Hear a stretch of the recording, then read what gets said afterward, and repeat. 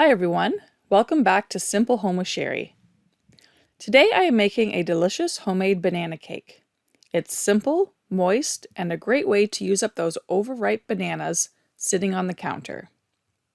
The first thing I did was read through the recipe, preheat the oven to 350 degrees Fahrenheit, and gather all of my ingredients. There's nothing worse than getting halfway through a recipe only to realize you're missing something important. I've definitely made that mistake before. When I was growing up, it wasn't unusual to borrow a cup of sugar or an egg from a neighbor. Things have changed a lot since then, and most of us don't know our neighbors quite like we used to. For this recipe, you'll need 2 medium bowls and 1 large bowl. I started by peeling 4 ripe bananas and mashing them with a fork until they were nice and smooth.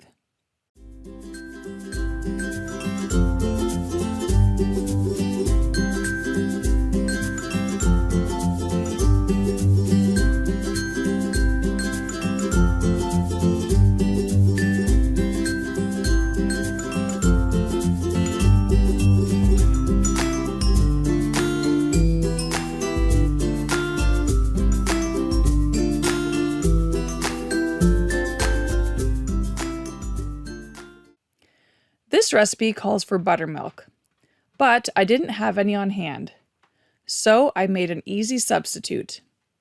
In a glass measuring cup, I combined 1 teaspoon of lemon juice with 1½ cups of milk, gave it a gentle stir, and let it sit for about 5 minutes while it worked its magic.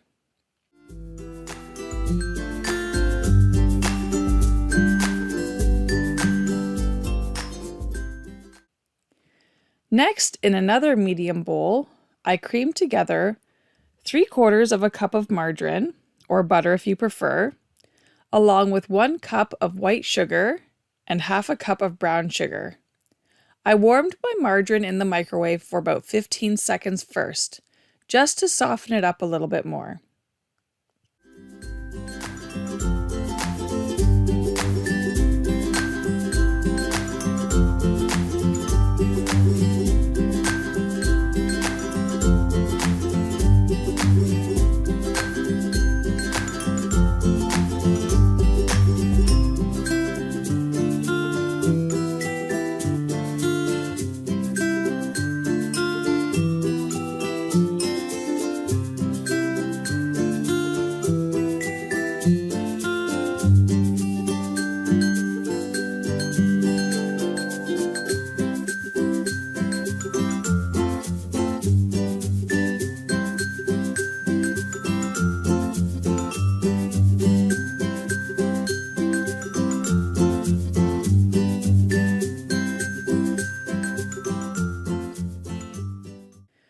Once that mixture was nice and creamy, I added 3 eggs, mixed those in, then stirred in 2 teaspoons of pure vanilla extract.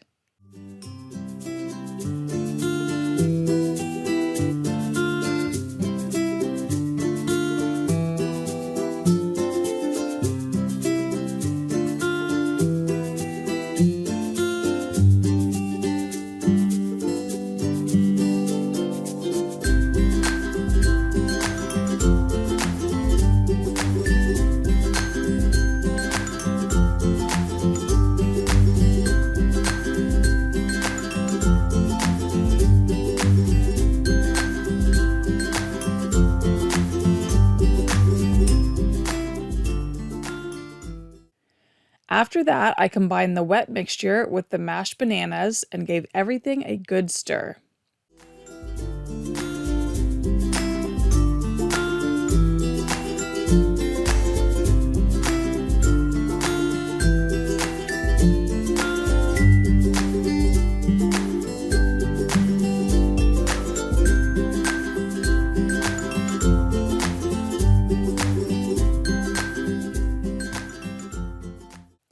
Now it's time for the dry ingredients.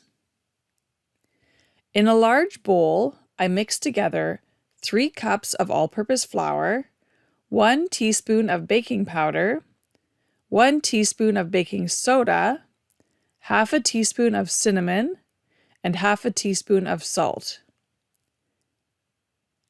I already keep a half-cup measuring cup in my flour container, so instead of grabbing another measuring cup, I just scooped 6 half cups.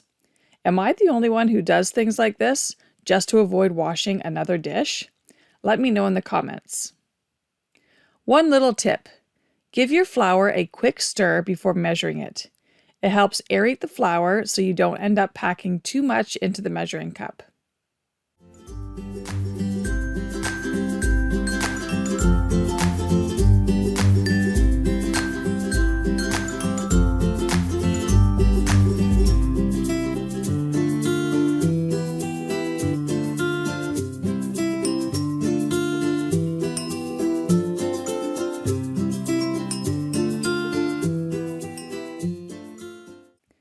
Once the dry ingredients were mixed together, I added the wet ingredients to the larger bowl. I poured in about half of the banana mixture and half of the buttermilk, stirred that together, then added the rest and mixed until everything was just combined.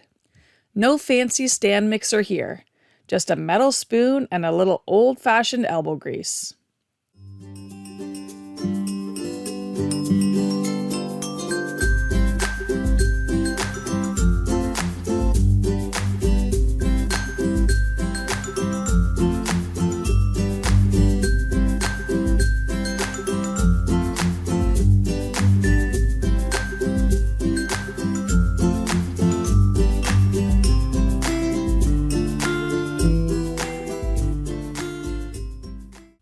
Once the batter was ready, I sprayed my 9 by 13 inch baking pan, poured in the batter, and spread it evenly into all the corners.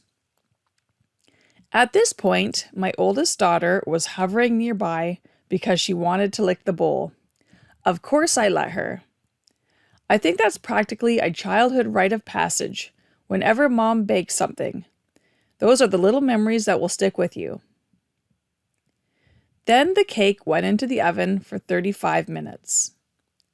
While the cake was baking, I thought I'd quickly share a simple cream cheese frosting recipe in case you'd like to frost yours. Just mix together 1 8-ounce brick of softened cream cheese, 1/2 cup of butter or margarine, 3 cups of icing sugar, 1 teaspoon of vanilla extract, and 1/8 of a teaspoon of salt. Mix until it's nice and smooth, then spread it over the cooled cake with a spatula. Personally, I think this cake is perfectly just the way it is. It makes such a delicious snack cake without any frosting at all. When the timer went off, I checked it with a toothpick, but it wasn't quite done.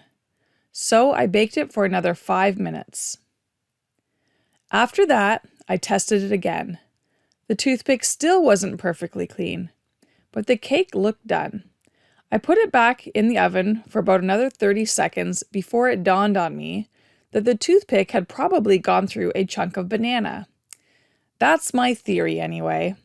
So out it came, and onto the cooling rack it went. From start to finish, this recipe took just under an hour, about 15 minutes of prep time, and 40 minutes in the oven, and a little extra time to cool. I'll definitely be making this recipe again. It seems like we always have a few overripe bananas sitting on our counter, and this is one of my favorite ways to use them up. If you have some ripe bananas at home, I hope you'll give this a try. Thanks so much for watching. If you enjoyed today's video, please give it a thumbs up, and if you're new here, I'd love to have you subscribe for more simple home cooking, baking, and homemaking videos. I'll see you in the next one. Bye!